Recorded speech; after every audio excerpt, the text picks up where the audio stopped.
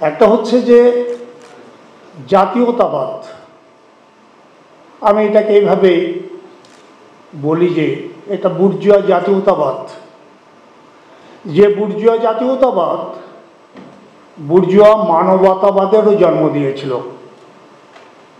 এবং বুর্জোয়া মানবতাবাদ যখন হিসাবে এটা গোটা মানব সভ্যতার একটা স্তরে এটার যখন আবির্ভাব ঘটে তখন এটি ছিল প্রগতিশীল। তখন দাস সমাজভুক্ত, ভূমিদাস সমাজভুক্ত মানুষকে, স্বাধীন মানুষের, ব্যক্তি মানুষের মুক্তিকে নিশ্চিত করবার জন্যে সেদিন জাতীয়তার ভূমিকা পালন করেছিল। এই যে পটভূমি, এত বিস্তারিত বলবার তো উপায়ও নেই। আমরা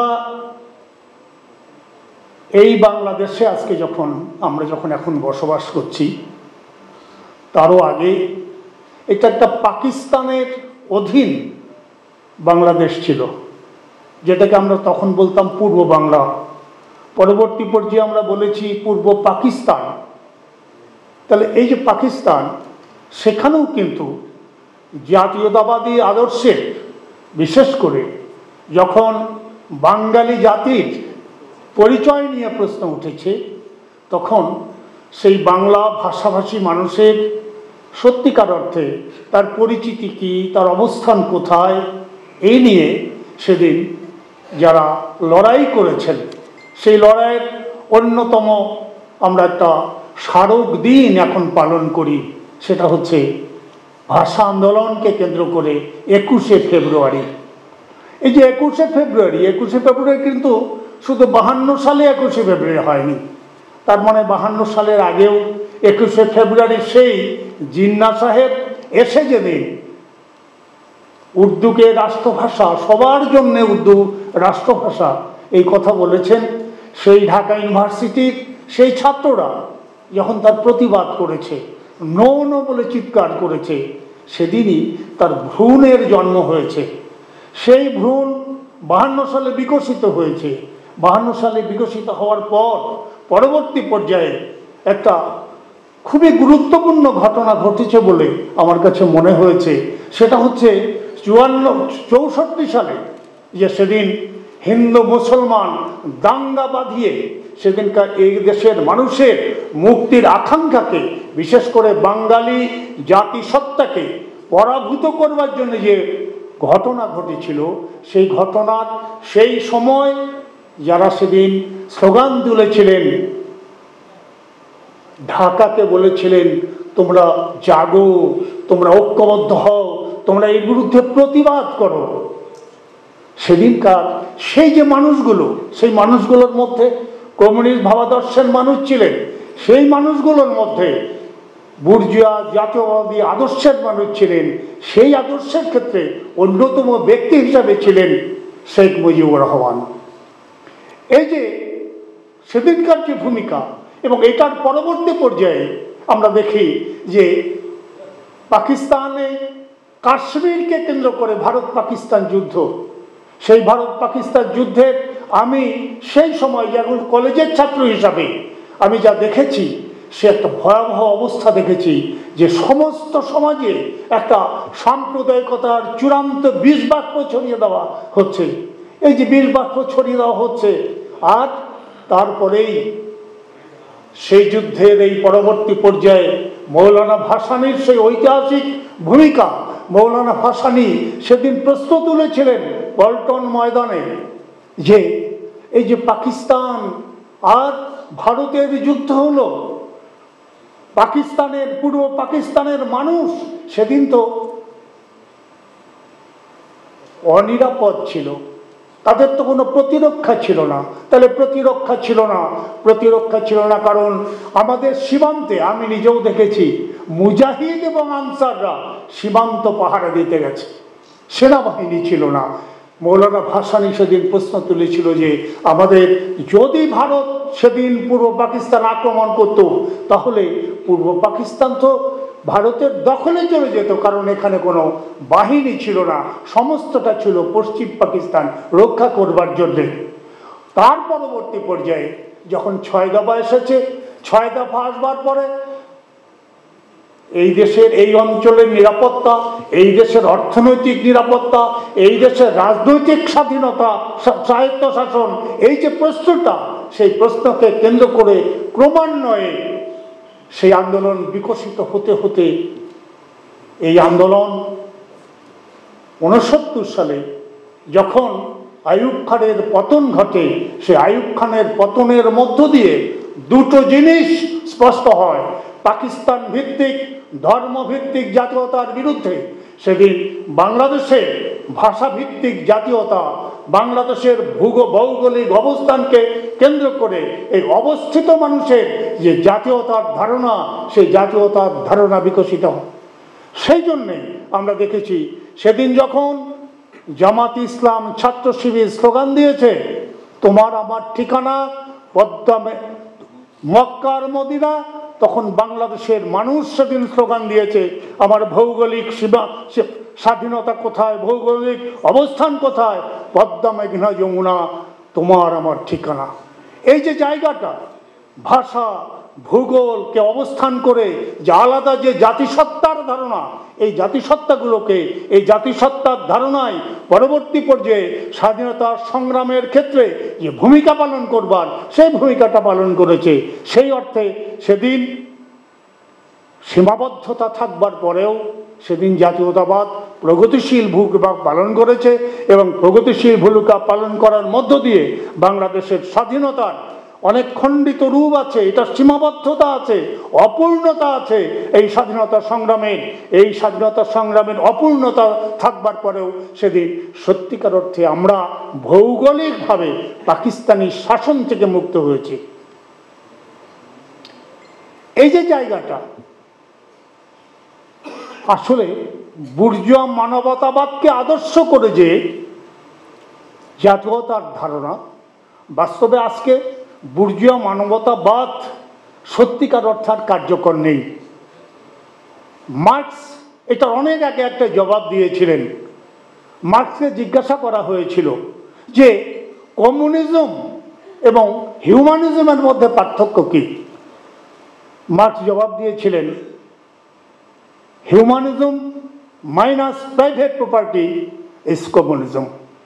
এই যে জায়গাটা, কিন্তু বুর্জোয়া জাতীয়তাবাদীরা ক্ষমতা দখল করবার পর সামাজিক সম্পত্তিকে ব্যক্তিগত সম্পত্তিতে রূপান্তরিত করবার মধ্য দিয়ে তারা যে শোষণমূলক ব্যবস্থার জন্ম দিয়েছে, সে শোষণমূলক ব্যবস্থার বিরুদ্ধে সেদিনকার শ্রমজীবী মানুষ, শোষিত মানুষ, তার বিদ্রোহ করবার মধ্য দিয়ে ব্যক্তি সম্পত্তি উচ্ছেদের যে পরিবেশ তৈরি হতে পারে, সেখান থেকে বুর্জোয়ারা সমস্ত ধরনের প্রতিক্রিয়াশীল ভাবনা ধারণাগুলোকে আবারও সামনে নিয়ে এসছে। এবং সামনে নিয়ে আসার ফলে এই আজকে যে আমাদের সমাজে বুর্জোয়া জাতীয়তাবাদের সেদিনকার যে যতখানি সেকুলার ধর্মনিরপেক্ষ যে ভাবনা ধারণা, সেটাকে মাটি করে আজকে ধর্মভিত্তিক ভাবনা ধারণাকে সমাজের প্রধান আদর্শে যে প্রতিষ্ঠিত করা হচ্ছে, সেখান থেকে জন্ম নিচ্ছে একটা আইডিয়ার অর্থে প্রতিক্রিয়াশীল আইডিয়া। আর সেই প্রতিক্রিয়াশীল আইডিয়াকে প্রতিষ্ঠিত করার একটাই উদ্দেশ্য, সে উদ্দেশ্যটা হচ্ছে ব্যক্তি সম্পত্তি ভিত্তিক সমাজ, সেটাকে রক্ষা করা। আর আজকে পুঁজিবাদী যে ব্যবস্থা, পুঁজিবাদী ব্যবস্থার প্রতি মুহূর্তে যে নতুন নতুন নতুন করে তারা টিকে থাকবার চেষ্টা করছে, সেই টিকে থাকার অংশ হিসাবে আজকে কিন্তু পুঁজিবাদী ব্যবস্থা শুধু একটা রাষ্ট্রকে কেন্দ্র করে পুঁজিবাদ আজকে আর টিকে থাকে না। একটা জাতীয় রাষ্ট্রের সীমার মধ্যে পুঁজিবাদ টিকে থাকতে পারে না, যেহেতু পুঁজিবাদ একটা আন্তর্জাতিক একটা পুঁজিবাদী ব্যবস্থার অংশ। আমাদের দেশের পুঁজিবাদও সে আন্তর্জাতিক পুঁজিবাদী ব্যবস্থার অংশ। সে আন্তর্জাতিক পুঁজিবাদী ব্যবস্থার অংশ হিসাবে সে সমস্ত ধরনের প্রতিক্রিয়াশীল শক্তিগুলোর সাথে জোট বেঁধে প্রগতির সমস্ত উপাদানকে ধ্বংস করছে। হ্যাঁ, এই যে জায়গাটা, এই জায়গাটা আমার মনে হয় বোঝা দরকার। দুই হচ্ছে মুক্তিযুদ্ধকে কেন্দ্র করে আমার কাছে মনে হয় গোটা সমাজে, এখানেই শুধু না, গোটা সমাজে কিছু বিভ্রান্তি আছে।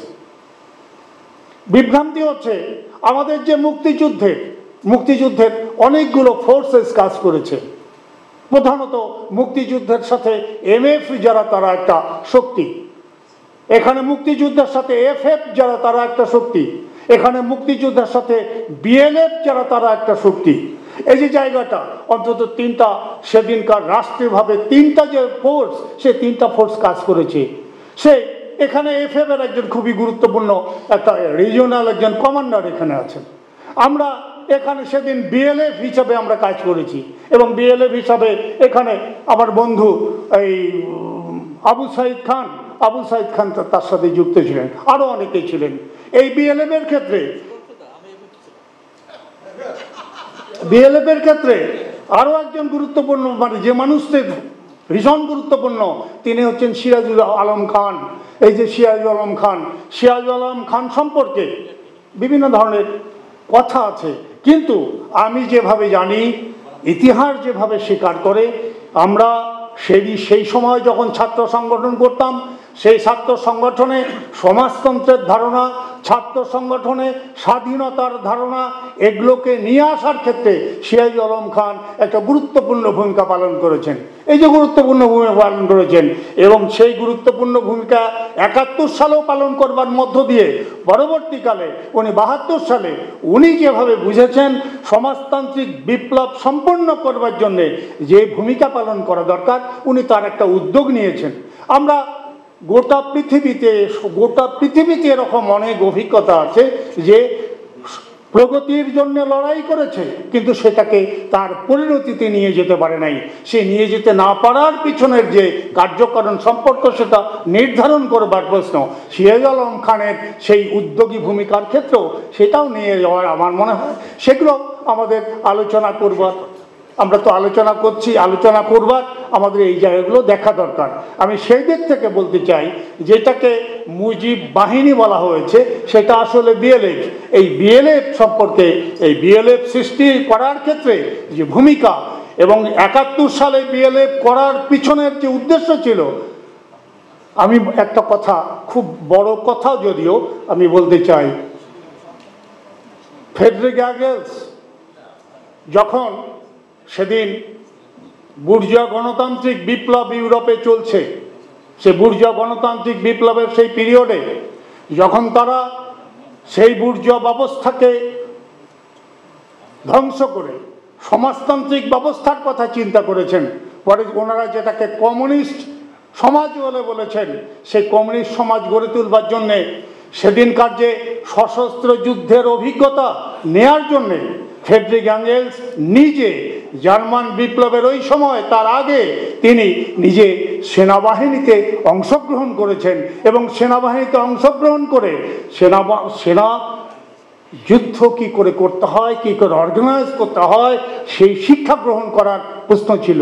তো যাই হোক, যারা আমাদের দেশের স্বাধীনতা সংগ্রামের সেই পিরিয়ডে ছাত্রলীগের ভূমিকা জানেন, সেই সময় ছাত্র সংগ্রাম পরিষদের নামে সেদিনকার যে স্বাধীনতার ইস্তেহার ঘোষণা হয়েছিল, সেই স্বাধীনতার ইস্তেহার ঘোষণার সময় যে ঘোষণা ছিল, সেটার মধ্যে একটা জিনিস ছিল যে এটা পূর্ব পাকিস্তানটা একটা স্বাধীন সমাজতান্ত্রিক বাংলাদেশ হিসাবে এটা গড়ে উঠবে, তার জন্য যুদ্ধ ঘোষণা কর্মসূচি ঘোষণা ছিল। আজকে মুক্তিযুদ্ধের জাদুঘরে নিশ্চয়ই সেই দলিল এখনো আছে, তাহলে সেই দলিলটা দেখলেই আমরা বুঝতে পারবো সেই সময় এই ঘোষণার তার আগে ছাত্রলীগ কেন্দ্র কমিটির বৈঠকে সেদিনকার ঘোষণা হয়েছিল। সেদিনকার প্রচার সম্পাদক ছিলেন স্বপন কুমার চৌধুরী। সেই স্বপন চৌধুরী প্রস্তাব এনেছিলেন যে স্বাধীনতার সংগ্রামটা কেমন করে হবে, সেই স্বাধীনতার সংগ্রামের সমাজতান্ত্রিক ব্যবস্থার জন্যে প্রস্তাব করেছিলেন এবং পাস করেছিলেন। কাজে এই যে জায়গাগুলো একটা থেকে আর একটা বিচ্ছিন্ন করে যদি আমরা সমস্ত বিষয়টাকে দেখি হবে না, সমস্তগুলোকে একটার সাথে আর একটাকে রিলেট করে তার ভিত্তিতে আমার মনে হয় সিদ্ধান্ত নেওয়া উচিত। তো যা হোক, আমি যে কথাটা বলতে চাইছিলাম সেটা হচ্ছে যে আজকের যুগে জাতীয়তাবাদ একটা প্রতিক্রিয়াশীল চিন্তা। এই প্রতিক্রিয়ার মধ্য দিয়ে সমাজের কোনো ধরনের প্রগতির কোনো সম্ভাবনার মধ্যে নেই। আজকের যুগের একটাই সম্ভাবনা, সেটা হচ্ছে আজকের পরিপ্রেক্ষিতে মার্ক্সবাদী দৃষ্টিভঙ্গিতে, লেনিনবাদী দৃষ্টিভঙ্গিতে সমাজকে ব্যাখ্যা করে তার প্রয়োজনীয় শত্রু মিত্র নির্ধারণ করে তার ভিত্তিতে সঠিক চিন্তার ভিত্তিতে, সঠিক পদ্ধতির ভিত্তিতে সঠিক নেতৃত্ব বিকশিত করার মধ্য দিয়ে একটা সঠিক লড়াইয়ের জায়গায় আমাদেরকে যেতে হবে। আবু সাইদ খান খুব দুঃখ করে প্রায় বলে সবাই কেন বিভক্ত, আমরা নিশ্চয়ই ঐক্যবদ্ধ হওয়ার জন্যে বারবার আমরা চেষ্টা করব। দৃষ্টিভঙ্গির যেসব জায়গায় পার্থক্য থাকছে সেই পার্থক্যগুলো দূর করব এবং দূর করার মধ্য দিয়ে আমরা প্রথমে যুক্তভাবে এগিয়ে যাব এবং তারপরে যদি সম্ভব হয় আমরা একক শক্তিতে আত্মবিকাশ করব। তার ভিত্তিতে আগামী দিনে এই যে সমাজ, যে ব্যবস্থা মানুষের সমস্ত মানবিক গুণাবলী ধ্বংস করে, সেই সমাজ দীর্ঘস্থায়ী হতে পারে না। তাহলে মানব জাতি নিশ্চিহ্ন হবে। মানব জাতি যেহেতু নিশ্চিহ্ন হবে না, সেই জন্যে এই নিশ্চিহ্ন হওয়ার উপাদান সমাজে যে পুঁজিবাদ জন্ম দিচ্ছে, আরও বেশি করে তাকে কুৎসিত রূপে দিচ্ছে, সেই ব্যবস্থা নিশ্চয়ই সেই ব্যবস্থা উচ্ছেদ হবে।